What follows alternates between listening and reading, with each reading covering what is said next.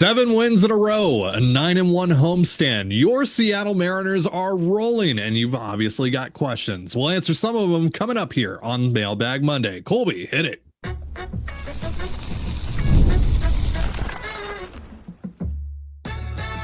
You are Locked On Mariners, your daily Seattle Mariners podcast. Part of the Locked On Podcast Network, your team every day.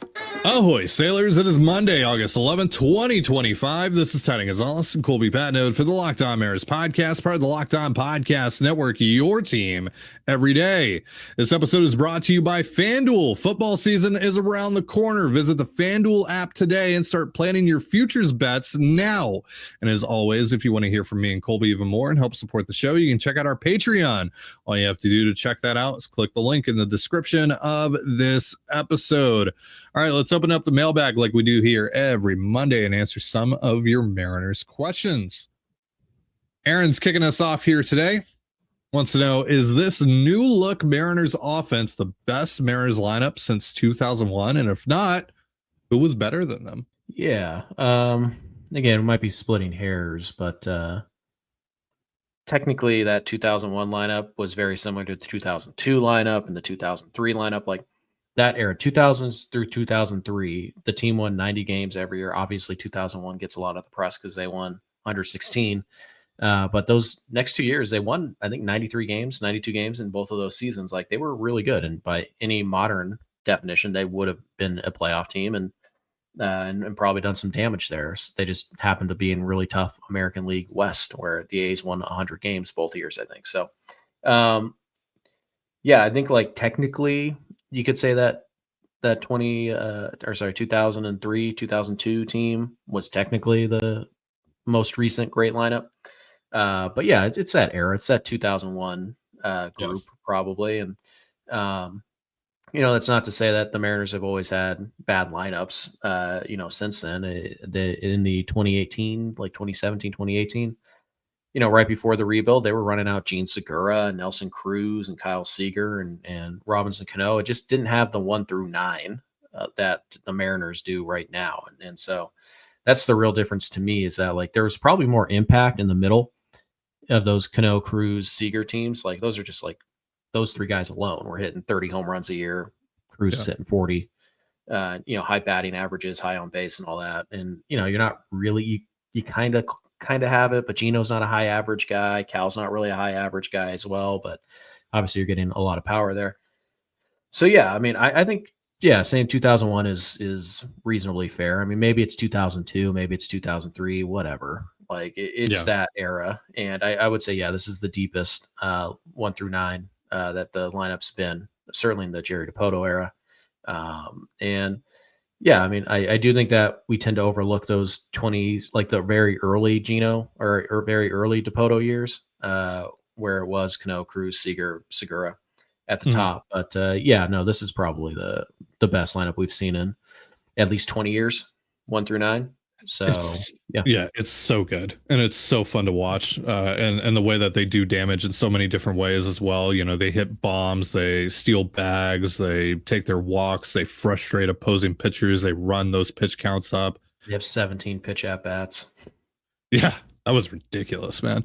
Like, this offense is just so fun. And again, like, to me, really the most exciting part of what we saw over the course of the homestand, and I've said this a bunch over the last week or so, is what the 7, 8, 9 guys have been doing. What Dom Canzone has been doing, and JP and Cole Young. Cole Young has been so fun to watch, and we got a question about him coming up here in a second. But it's those three guys on top of obviously all the star power that you have ahead of them as well. It's just such a fun lineup, and what Josh Naylor has especially brought to the table here, what he's doing on the base pass, some of the pitches that he's driving for doubles are ridiculous. It's just, yeah, it's so fun, and there's just so many guys that I love rooting for 1 through 9 in this lineup. They finally built the lineup that doesn't require Julio to be this. It doesn't require Cal to be this. Right. Well, and that's the thing, right? So, like, if those guys they actually do get to that level, like, sky's the limit for this offense. Mm-hmm. That's what makes them so fun. That's what makes them so dangerous. And it's just, it's so fun to watch, and it's so fun to dream on too. It's arguably the best 1 through 9 in baseball. right now. Yeah. And I know the Dodgers have a ton of talent, but they have a lot of guys who are struggling. Mookie Betts is not having a Mookie Betts year right now. So, it's one of those things like, I don't think there are a lot of lineups that you would take over this one at the very least. And so, obviously they have to perform, they have to stay healthy, they have to actually, produce. But on paper, yeah, this is a really good lineup, and it's I would say pretty easily the best we've seen in 20 years. Not as good as those mid 90s lineups though, but those had like 4 Hall of Famers in it. So it's kind of like, okay, like fair enough. That's not quite that good, but it's pretty darn good. All right. Alex wants to know, so if Cole Young's season ended today, how would you rate it? A+. This is a 21-year-old who is not just holding his own at the major league level. For the last 5 weeks, he's been one of the best second basemen in baseball. Offensively. And so if the season's ending today, then we've seen all we need to see. And Cole Young is, a part of this thing for the next 5-6 years, at least, because of, the stability he brings. And he's a pretty good defender, not perfect, but pretty good. We know he's going to give you a real quality at bat pretty much every time out. He's not afraid to walk. He doesn't strike out, and he's shown some real pop that we weren't quite sure we were going to see. And so since that first, week to 10 days, he has been one of the 5 or 6 best second basemen in baseball. And again, he's doing that at 21 years old.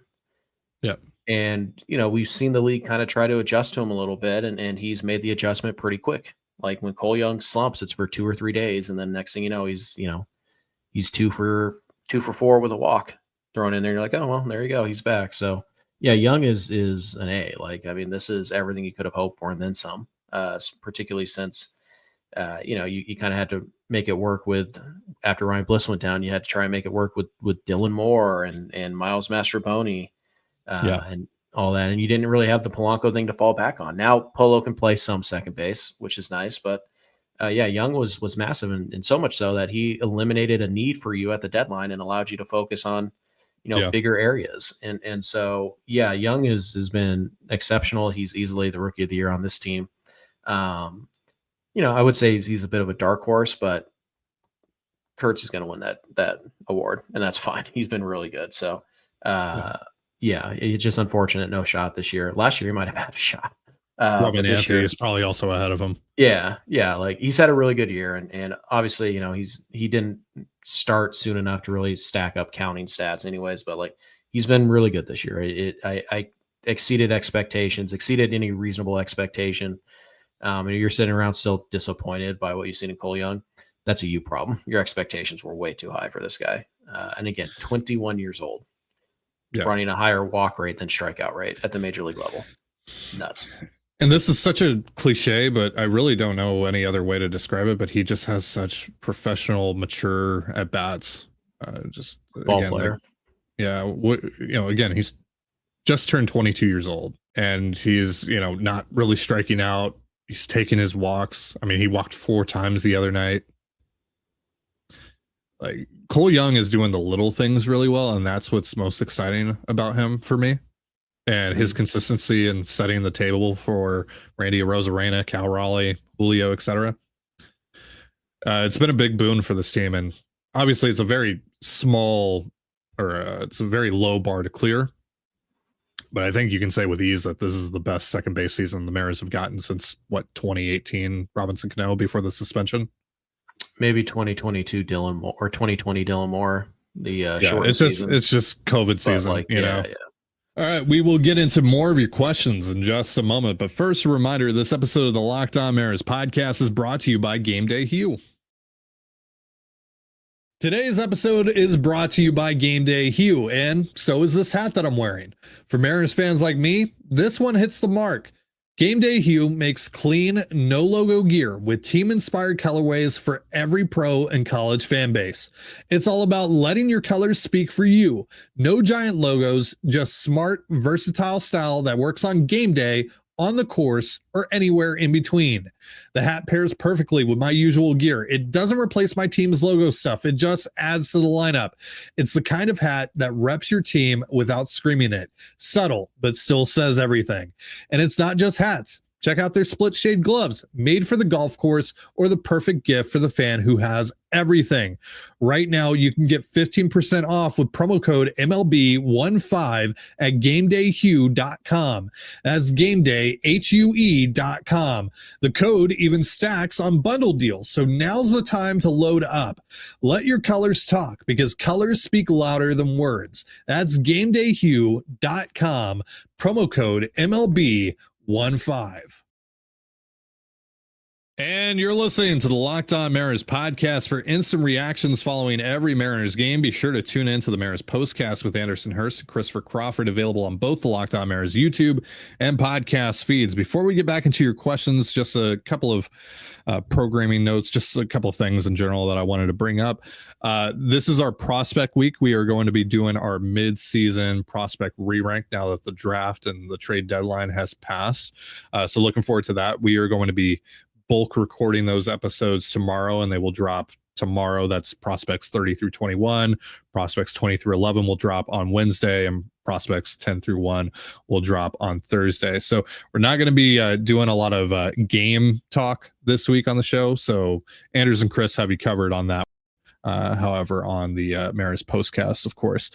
Also, we reached a pretty cool milestone a couple days ago. For the first time ever in this YouTube channel's history, we have eclipsed 300,000 views in a 28-day span. Obviously, a lot of that is thanks to the Mariners playing, great ball and coming through with some banger trades and a banger draft and all that stuff. But we really appreciate you guys choosing to rock with us during this really fun run for the Mariners. So thank you guys so much. Really appreciate it. We've also added so many new subscribers over the last month or so. We've reached some other milestones that we've posted about as well. So just thank you guys so much for all the support. It's been awesome to see. All right, let's get back into your questions. Steven Bergwin enthusiast wants to know, as of right now, who are your preferred candidates for the extra 2 roster spots come September? So it's going to be a pitcher and a hitter. Right now, I'd go Harry Ford, and I'd go for the arm, Sauron Lau, Emerson Hancock. Yeah, there's really not a good answer for the arm. Yeah. Pretty much any way you slice it, they're an arm short. Yeah. Which we knew they would be. Yeah. Lau's been pretty good. Yeah. Down on the minors. Maybe some length out of the bullpen too. Yeah. So that would be my choice. And then, Harry Ford, getting him a cup of coffee. It's always nice to have a third catcher in September as well. Sure. He's more than earned it. Yeah, a nice bonus too is that he's not just the third emergency catcher on. He can actually run a little bit and all that. It's he's a good athlete. So you're not just wasting a spot on, no disrespect, but it's not like you have Mike Margema on your bench and he's literally only there because he can catch. Steve Barron. Yeah. But one thing to keep in mind here is that we don't actually know what the 26 man is going to look like before we get to September, because there's a lot of guys working their way back from injury. And it's also worth noting that, who you call up on September 1st doesn't have to be here on September 2nd. Right. So you can call up, Harry Ford for a week and then be like, okay, there's your cup of coffee, and then send him back down and then call up Miles Mastroboni or whatever. You can really play with those spots. So it's not like once you call a guy up, he has to be up for the entire month. So you're probably going to use that extra spot on a couple of different arms throughout that time. So the arm is the difficult one. We'll see. Maybe they want to try Hancock out of the bullpen. If they're going to do that, they should probably make that transition here pretty soon. Just to get him, acclimated to that. It doesn't take as long as it does to go the other way. So you don't have to necessarily force it, but it'd just be nice to, get him a routine coming out of the bullpen and all that.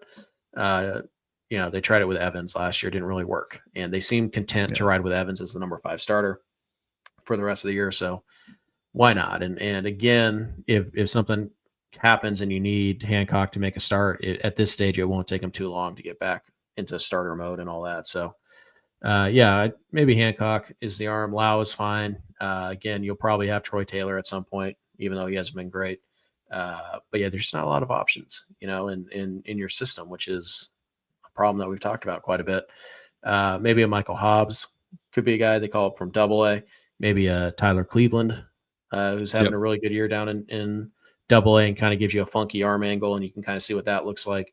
And the other thing to keep in mind here is where are they at playoff position wise, because that's probably going to dictate, because if they're comfortably in a playoff spot, they're probably going to be willing to take a bit of a risk here. Like they'll probably prioritize the Tyler Cleveland and see what he has over, Emerson Hancock, who you kind of already know who you have, or maybe they call up Hancock because it's like, hey, let's rest our starters, go to a 6-man for the last couple of weeks because we feel really good that we're going to be in the playoffs and all that, and we can rest these guys, blah, blah, blah. But yeah, so I think assuming Rayleigh and Robles are already back on the big league roster by September, which seems like they will be, then the guys who are going to be sent down for those is one will be Mastroboni. I imagine Solano gets DFA'd at that point. I don't know how you justify keeping him. And it seems like they're definitely going to keep Dylan Moore throughout the year. So assuming that, then you could just call it Miles Mastroboni, who, will give you a decent at bat. He'll play at multiple positions. He can run the bases. So he's kind of an ideal, and he's a left-handed bat to balance out kind of a right-handed heavy bench. So yeah, I could see it being Miles Mastroboni, but I would like to see them give Harry Ford a cup of coffee. Well, and I would like to see if they can figure out if he's the best way for them to maximize their roster moving forward. And like in 2026? No, in 2025. Like having him over Garver. Leave Garver off of your playoff roster and bring Harry Ford with you? Maybe, because Ford's because he can run and do all that stuff off the bench. Like, right, like how much is Mitch Garver going to play in the playoffs? Hopefully not. Right. Yeah. I mean, that would be the hope, sure. So, and if there's an injury, you could just call up Garver. So maybe. But yeah, I'd like to see him give Ford at least a cup of coffee. I feel like he's earned it. He's done everything they've asked of him, and there's really no reason not to find a way to get him a couple of starts in September. And like I said, it doesn't have to be a long-term thing. You can send him back down after a couple of days, but reward the guy at the first round pick who's done everything and has put in the work, and the results are finally here at the highest level of the minors. So I do think I'd like to see Harry Ford. And then for the arm, I'm pretty intrigued by Cleveland. There is something about his delivery and his arm angle that is unique to what the Mariners have right now in their bullpen. And he's performing very well, although he's doing it as like a 26-year-old in Double-A. So, yeah. But I think it's probably Ford and somebody like that. And then I think they'll probably call up 4 or 5 different dudes throughout September with the arm. And then I would guess they call up 2 or 3 guys in September. Yeah. And, by the end, it could be Ryan Bliss. If he can make it back by the end of the season, he can do the running and he can play multiple spots that Harry Ford kind of can't right now. So, yeah. If Bliss is able to make it back, then Bliss probably fits that mold better than Ford does. And, if Cal, knock on wood, goes down in the playoffs, specifically like during a game, you probably don't want a rookie trying to, call a game, in the ALDS or ALCS or whatever. Right. So, or the wild card round. Yeah. So, I think Ford has earned it. Give him a shot. Why not? And then I'll go Cleveland as my first guy, but just pick a guy. There's really not a great option down there that I'm dying to see. Deep Hanky wants to know favorite moment of Ichiro's number retirement speech. It's probably not a big surprise, just based on Japanese culture and the way Ichiro reveres baseball in general. But the first half of his speech was all about Randy Johnson. Yeah, I thought that was cool, and it was fun because there's still some healing that needs to happen between Randy and the organization. They screwed him, like they really did, but they kind of tried to ruin his career to save face, and I feel like they haven't gotten enough grief for that, which I'm sure we'll be able to talk about a lot next summer because Randy will have his number 51 retired next summer as well. So I thought it was really cool to show the respect that Ichiro had for not only the number, but what it represents in Seattle and that whole, honoring of Randy Johnson on his day. I thought that was pretty cool. So I would say that was my favorite, that he spent so much time making sure that, everybody knew that Randy was like this great guy who let him have the number and all that, and how he wanted to honor that number because he respected Randy so much. And I thought that was pretty cool. And then, him addressing the team, they do that every time, but that was cool. Like Ichiro, a couple good speeches in a couple weeks. The jokes work too. Ichiro's a funny guy.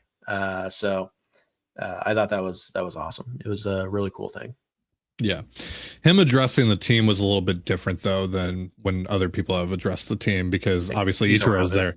Yeah, Ichiro's there every day, right? He's helping these guys. He knows them on a very deep personal level, more than some of these other guys that have come through, obviously. So and Buhner was in the booth after that. So you obviously didn't hear it because you were at the game, but he talked about how like the guys that were on that 0-1 team and just those teams in general in that era, they're still pissed off to this day about not being able to put a banner up in the rafters. And so Ichiro knows that feeling. And he had to learn the hard way. And he kind of talked about that, how, I took winning for granted after we won 116 games in 2001. And then, as we all know, he never got back there in a Mariners uniform. Like we all know, and Ichiro knows very well, just like we all do, like how hard it has been for this club to just even get back to the point of being in the dance, let alone actually contend for a championship. And obviously this club in particular has such a great opportunity. And we just talked about all the reasons why with this offense, and we know what this pitching can be and all that. So I really appreciated him taking the time to kind of address what this moment ultimately means for this club. And again, because he's there every day with these guys, and he's kind of going to war with them as well and trying to help them, maximize their talent, maximize this moment for them. So love that. Loved the, what's up, Seattle. Loved him talking about having a hot dog with his wife during the game. And then they cut to him in like fourth inning. Yeah. Yep. And he's up there having a hot dog with his wife. Love that. So yeah, I thought he crushed the speech. It was awesome. And, just seeing that highlight package that they put together before he walked out, just everything. Like I felt like a kid again. Yeah. The letters to Ichiro thing. I made the mistake of walking around a Home Goods. So I was like sobbing inside of a Home Goods. And then when I got to the ballpark, I was tearing up, but I kind of knew like what was happening already. So didn't full on sob, but like, I was like, what am I doing watching this stuff in public? Like people are going to think I just have my iPod or my headphones in crying. It's like, ooh, that's not a good look. In Home Goods on a early Saturday afternoon. What are you doing, man? But listening to your novels, your audiobooks. Yeah. That's right. All right. We will answer a couple more of your questions here in just a moment. But first, a reminder, this episode of the Locked On Mariners podcast is brought to you once again by FanDuel. August 26th is officially FanDuel Futures Day, a brand new holiday for football fans who live for bold predictions and preseason hunches. For just 24 hours, FanDuel is giving you deals on NFL season predictions. So whether you're calling your MVP, eyeing a long shot division winner, or ready to crown your Super Bowl champ before week 1 even kicks off, this is your moment. I'm taking Lamar Jackson to not only win the MVP, but also finally get over the hump in January to take the Ravens all the way. And if you disagree, you can visit the FanDuel app today and start planning your future bets now, because Futures Day is one day and one day only. FanDuel, play your game. And you're listening to the Locked On Mariners podcast. It's Mailbag Monday. Let's get back into your questions. Jordan wants to know, if you had the power, what are you doing to lock up Naylor? How long for how much? Naylor's a kind of an interesting player because he's first base only, so you're not getting a ton of defensive value out of him. Not that he's a bad first baseman, it's just there's a limit to how much value first base defense can give you. Yes. He's not a fast runner. Great base stealer though. But like, how repeatable is that? I don't know. Sure. So it's tough to say you're definitely going to get plus base running value out of him. Plus he's a bigger body. He's a short, squat guy, bigger body dude. So you wonder how that's going to break down, but he's also only 28 years old.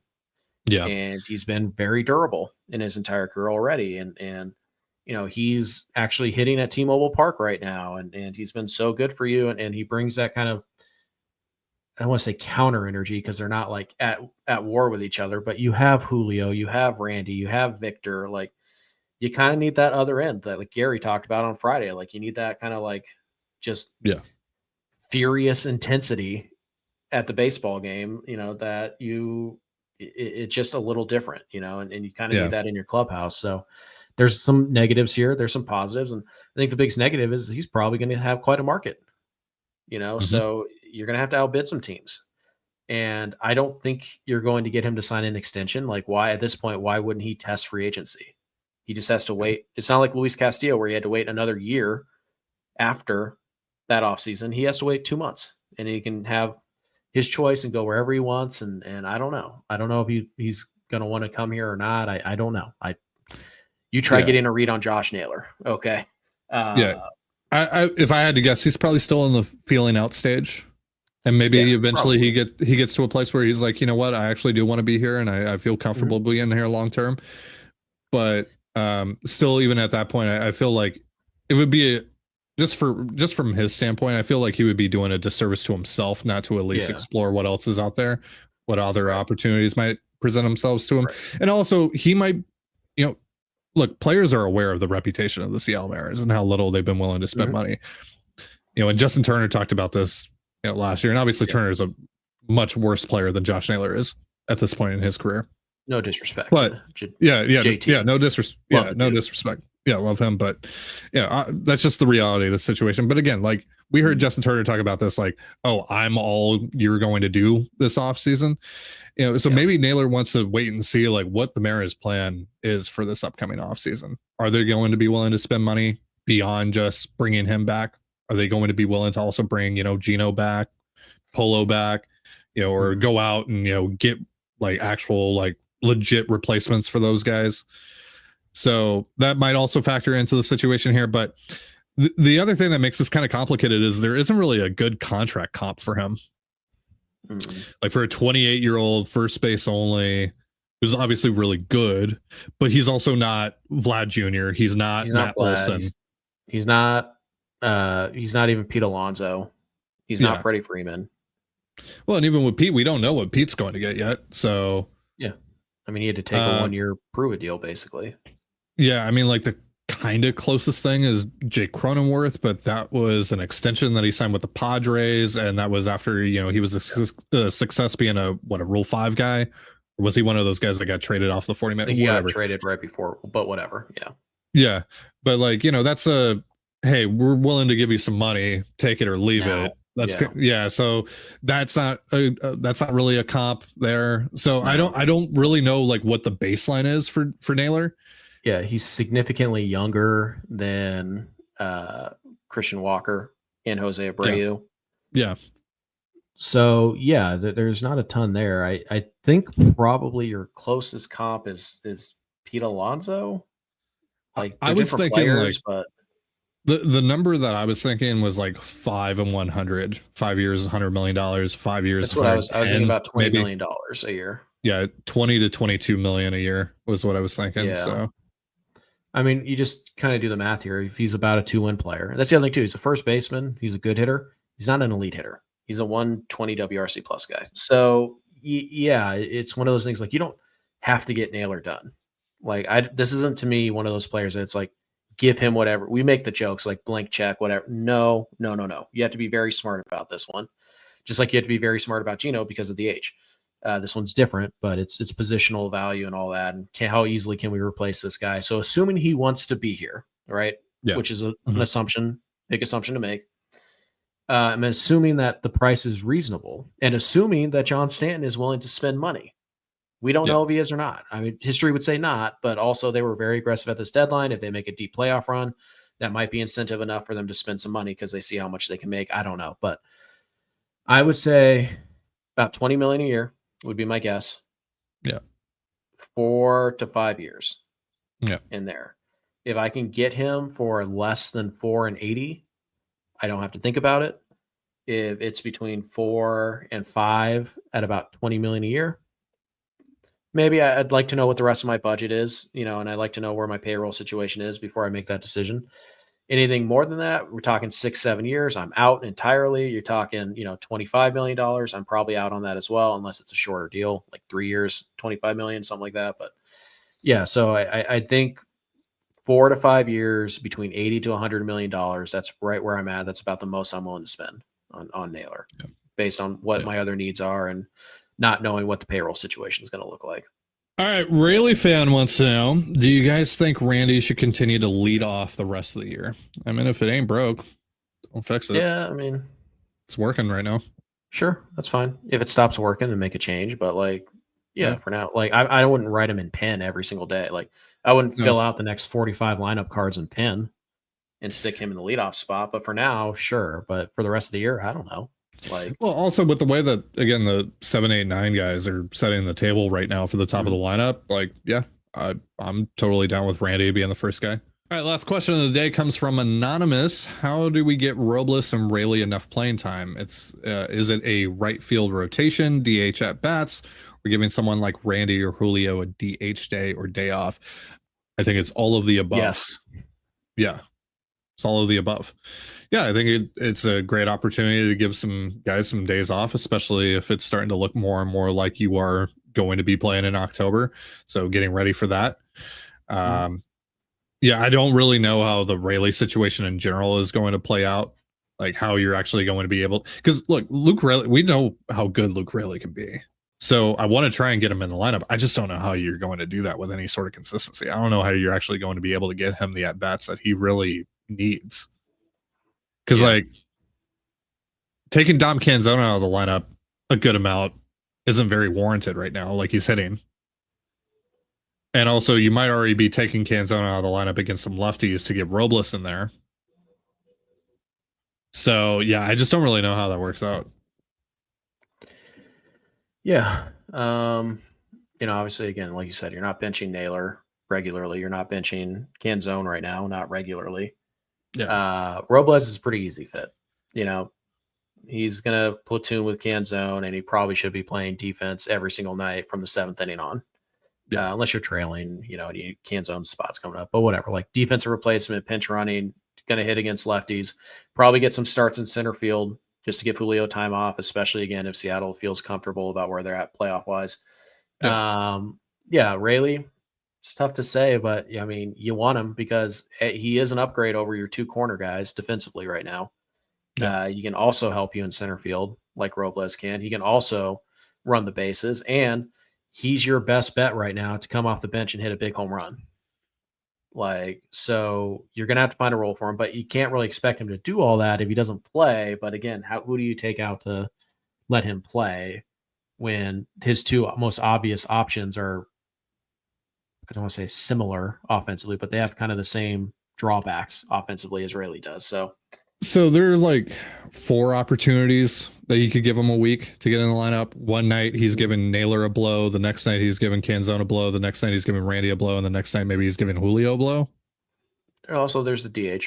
Until Robles gets back, obviously. And then Robles is probably the main guy to give Julio a day off. There's also the DH, so you can give Cole Young a day off and put Polo at second like they like to do. Or vice versa. Twice a week. Yeah. About once or twice a week, Polo will go play second, and Cole will get that day off, and then the DH is open.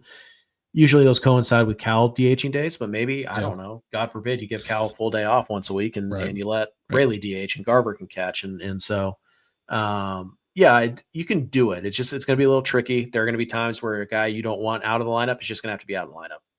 It's a good problem to have.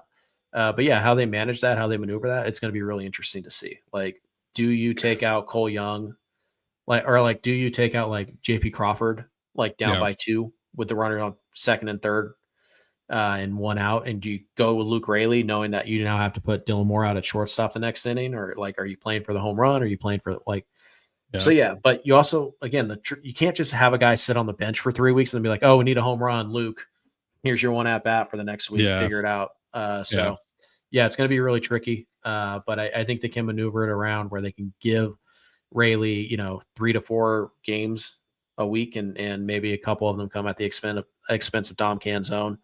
I think for the most part, Canzone's kind of the hot hand you're riding right now. And if that starts to change, then maybe Luke does eventually become the primary right fielder. So nothing set in stone, but it's going to be a little tricky at first to maneuver, but